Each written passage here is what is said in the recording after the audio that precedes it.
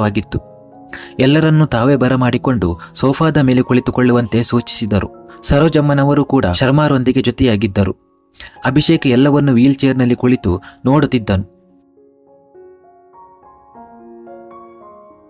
ನಂತರ ಶರ್ಮಾರವರು ಅಭಿಷೇಕ್ಗೆ ಈ ವಿಷಯವನ್ನು ವಿವರಿಸಲು ಮುಂದೆ ಬಂದು, ಅಭಿಷೇಕ್, ನಿನ್ನ ಅಪಘಾತದಿಂದ ನಮ್ಮೆಲ್ಲರ ಹೃದಯ ಭಾರವಾಗಿದೆ. ಆದರೆ ಇವತ್ತು ನಿನಗೆ ಹೇಳಲು ಒಂದು ಸಂತೋಷದ ವಿಚಾರವಿದೆ ಎಂದು ಹೇಳಿದರು. ಅವರು ಮುಂದುವರಿಸಿಕೊಂಡು, ನಿನಗಾಗಿ ನಿನ್ನ ಮನಸ್ಸನ್ನು ಅರ್ಥ ಮಾಡಿಕೊಂಡು ನಿನ್ನ ಕಷ್ಟ ಸುಖದಲ್ಲಿ ಜೊತೆಯಾಗಿರಲು ನಿನಗೆ ಮದುವೆ ಮಾಡಬೇಕೆಂದು ನಿರ್ಧಾರ ಮಾಡಿದ್ದೇನೆ. ನೀನು ನನ್ನ ಈ ಮಾತನ್ನು ಖಂಡಿತ ನಡೆಸಿಕೊಡುತ್ತೀಯೆಂದು ನಂಬಿದ್ದೇನೆ. ನೀನು ನಿನ್ನ ಮನಸ್ಸಲ್ಲಿ ಇರುವಂಥ ಭಾವನೆಗಳನ್ನು ನಮ್ಮಲ್ಲಿ ಯಾರೊಂದಿಗೂ ಹಂಚಿಕೊಳ್ಳುವುದಿಲ್ಲ. ಎಲ್ಲವನ್ನೂ ಮನಸ್ಸಿನಲ್ಲಿ ಇಟ್ಟುಕೊಂಡು ಕೊರಗುತ್ತಿರುತ್ತೀಯ. ನೀನಾಯಿತು, ನಿನ್ನ ಆಫೀಸ್ ಆಯಿತು, ಇದೆಲ್ಲ ಇನ್ನು ಮುಂದೆ ಸರಿ ಹೋಗಬೇಕು. ನೀನು ಕೂಡ ಎಲ್ಲರ ಜೊತೆ ಬೆರೆತು ಸಂತೋಷದಿಂದ ಇರಬೇಕು. ಇದೆಲ್ಲ ನಿನ್ನ ಮದುವೆಯಿಂದ ಮಾತ್ರ ಸಾಧ್ಯ. ಅದಕ್ಕೋಸ್ಕರ ಇವರನ್ನೆಲ್ಲ ಇಲ್ಲಿ ಕರೆಸಿರೋದು. ತಾತ, ನನ್ನ ಮದುವೆಗೂ ಇವರಿಗೂ ಏನು ಸಂಬಂಧ? ನನಗೆ ಏನೂ ಅರ್ಥವಾಗುತ್ತಿಲ್ಲ ಎಂದನು ಅಭಿ.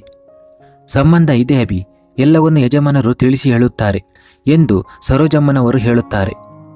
ಅಭಿ, ನಿನಗೆ ಮದುವೆ ಮಾಡಬೇಕೆಂದಿರುವುದು ಈ ಮುದ್ದಾದ ಚೆಲುವೆ ಆರುಷಿ ಜೊತೆ. ಇವರ ಪರಿಚಯ ನಿನಗೆ ಇಲ್ಲದೇ ಇರಬಹುದು. ಇವರು ನಮ್ಮ ಎದುರುಗಡೆ ಮನೆಯಲ್ಲಿ ಇರುತ್ತಾರೆ, ಶಂಕರ್ ಹಾಗೂ ಅವರ ಪತ್ನಿ ಸುಕನ್ಯಾ. ಇನ್ನು ಅವರು ಆರುಷಿ ತಂದೆ ತಾಯಿ ಶ್ರೀನಿವಾಸ್ ಹಾಗೂ ಸಾವಿತ್ರಿಯವರು. ಅವರು ಶ್ರೀರಾಮ್ಪುರದಲ್ಲಿ ಮನೆ ಮಾಡಿಕೊಂಡು ಇದ್ದಾರೆ. ಅವರು ಒಬ್ಬಳೆ ಮಗಳು ಆರುಷಿ. ಅವಳು ಕಾಲೇಜಿನ ರಜಾ ಕಳೆಯೋದಕ್ಕೆ ಇಲ್ಲಿಗೆ ಬಂದಿದ್ದಾಳೆ. ಹಾಗೆ ನಮ್ಮ ಮನೆಗೆ ಬಂದು ನಮ್ಮ ಜೊತೆ ತುಂಬ ಚೆನ್ನಾಗಿ ಮಾತನಾಡಿ ನಮ್ಮ ಮನಸ್ಸನ್ನು ಗೆದ್ದು ಬಿಟ್ಟಿದ್ದಾಳೆ. ತುಂಬ ಒಳ್ಳೆ ಹುಡುಗಿ.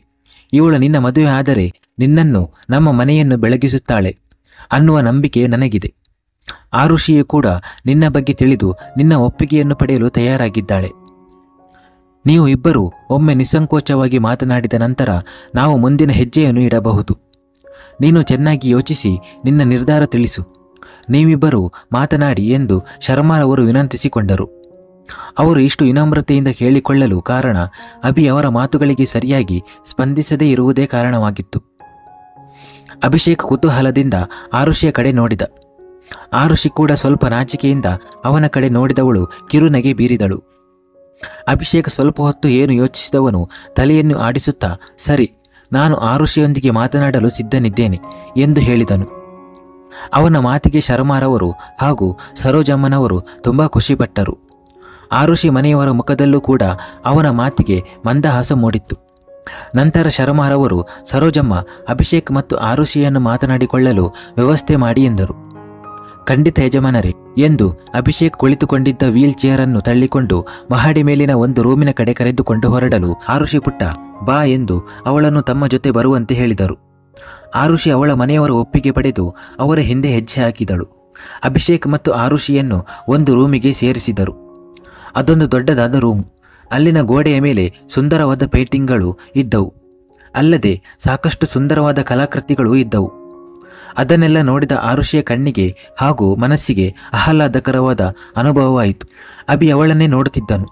ಅದನ್ನೆಲ್ಲ ನೋಡಿದ ಆರುಷಿ, ರೂಮ್ ತುಂಬ ಚೆನ್ನಾಗಿದೆ, ಈ ಕಲಾಕೃತಿಗಳು, ಪೇಂಟಿಂಗ್ಗಳು ನನಗೆ ತುಂಬ ಇಷ್ಟ ಆಯಿತು ಎಂದು ತಾನೇ ಮಾತನ್ನು ಶುರು ಮಾಡಿದಳು. ಅಷ್ಟು ಹೊತ್ತು ಸುಮ್ಮನಿದ್ದ ಅಭಿಷೇಕ್, ಥ್ಯಾಂಕ್ಸ್, ನೀವು ಅವುಗಳನ್ನೆಲ್ಲ ಅಷ್ಟು ಕೂಲಂಕುಷವಾಗಿ ನೋಡುತ್ತಿದ್ದೀರಿ ಎಂದರೆ ನಿಮಗೆ ಇಂಥವುಗಳೆಲ್ಲ ತುಂಬ ಇಷ್ಟ ಅಂತ ಅನಿಸುತ್ತೆ. ನನಗೂ ತುಂಬ ಇಷ್ಟ. ಅದಕ್ಕೆ ನಮ್ಮ ಇಡೀ ಮನೆಯಲ್ಲಿ ಇಂಥ ಪೇಂಟಿಂಗ್ ಹಾಗೂ ಕಲಾಕೃತಿಗಳನ್ನು ಮಾಡಿಸಿರೋದು ಅಂದನು. ಹೌದಾ, ಹಾಗಿದ್ದರೆ ಇನ್ನೇನು ಇಷ್ಟ ನಿಮಗೆ ಎಂದು ನಗುತ್ತಾ ಕೇಳಿದಳು ಆರುಷಿ. ಹೊರಗಡೆ ದೊಡ್ಡದಾದ ಹೂವಿನ ಗಾರ್ಡನ್, ಚಿಕ್ಕ ಚಿಕ್ಕ ಕಲರ್ಫುಲ್ ಆಗಿರುವ ಹೂವಿನ ಗಿಡಗಳು, ಮರಗಳು, ಈ ಪ್ರಕೃತಿಯಲ್ಲಿರುವ ಪ್ರತಿಯೊಂದು ವಸ್ತು ಕೂಡ ನನಗೆ ತುಂಬ ಇಷ್ಟ.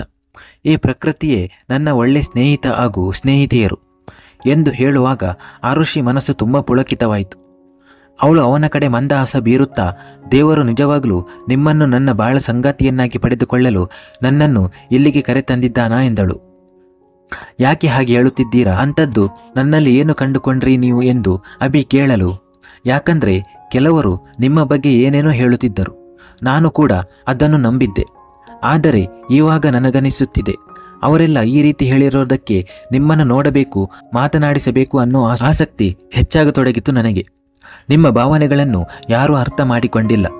ನಿಮ್ಮ ಒಂದು ಮುಖವನ್ನು ಮಾತ್ರ ಎಲ್ಲರೂ ನೋಡಿರಬಹುದು, ಆದರೆ ಇನ್ನೊಂದು ಮುಖವನ್ನು, ಅಂದರೆ ನಿಮ್ಮಲ್ಲಿನ ಒಳ್ಳೆ ಭಾವನೆಗಳನ್ನು ತುಂಬಿರೋ ಮನಸ್ಸನ್ನು ಯಾರೂ ನೋಡಿಲ್ಲ. ಅದನ್ನು ನೀವು ಇನ್ಮೇಲೆ ತೋರ್ಪಡಿಸಬೇಕು. ಖಂಡಿತ ತೋರ್ಪಡಿಸುತ್ತೀರಿ ಕೂಡ. ಅದಕ್ಕೆ ನಾನು ನಿಮ್ಮ ಜೊತೆಯಾಗಿರುತ್ತೇನೆ. ಯಾರೆಲ್ಲ ನಿಮ್ಮನ್ನು ಹೀಯಾಳಿಸುತ್ತಿದ್ದರೋ ಅವರೆಲ್ಲ ನಿಮ್ಮ ಮುಂದೆ ತಲೆ ತಗ್ಗಿಸಿ ನಿಲ್ಲಬೇಕು ಎಂದು ತನ್ನ ಅನಿಸಿಕೆಗಳನ್ನು ಹೇಳಿದಳು ಆರುಷಿ. ಅವಳ ಮಾತಿಗೆ ಅಭಿಷೇಕ್ ಮೂಕ ವಿಸ್ಮಿತನಾಗಿ ಹೋಗಿದ್ದ. ಅವನ ಕೋಪ ತಾಪಗಳು ತಣ್ಣಗಾಗಿದ್ದವು. ಆರುಷಿ ಅವನ ಕಣ್ಣು ತೆರೆಸಿದ್ದಳು. ಅವನಿಗೆ ಅವಳನ್ನೊಮ್ಮೆ ತಬ್ಬಿಕೊಂಡು ಬಿಕ್ಕಿ ಬಿಕ್ಕಿ ಅಳಬೇಕೆನಿಸಿತು. ಆದರೆ ಅವನಿರುವ ಪರಿಸ್ಥಿತಿ ಅವನನ್ನು ಏನೂ ಮಾಡದಿರುವ ಹಾಗೆ ಮಾಡಿತ್ತು. ಅವನು ಕುಳಿತಲ್ಲಿಯೇ ಕಣ್ಣೀರು ಸುರಿಸುತ್ತಿದ್ದನು. ಇದನ್ನು ಗಮನಿಸಿದ ಆರುಷಿ ಅವನ ಬಳಿ ಬಂದು ಬರುತ್ತಿದ್ದ ಕಣ್ಣೀರನ್ನು ಒರೆಸುತ್ತಾ, ಅಭಿಯವರೇ, ಯಾಕೆ ಈ ತರಹ ಅಳುತ್ತಿದ್ದೀರಾ? ಏನಾಯಿತು? ನೀವು ಅಷ್ಟು ದೊಡ್ಡ ಬಿಸ್ನೆಸ್ ಮ್ಯಾನ್ ಆಗಿ ಹುಡುಗಿ ತರಹ ಈ ರೀತಿ ಕಣ್ಣೀರು ಹಾಕುವುದು ಎಷ್ಟು ಸರಿ? ನೋಡಿ, ನೀವು ಏನು ಹೇಳದಿದ್ದರೂ ನಿಮ್ಮ ಮನಸ್ಸನ್ನು ಅರ್ಥ ಮಾಡಿಕೊಳ್ಳಬಲ್ಲೆ ನಾನು. ನೀವು ಏನು ಹೇಳಬೇಡಿ.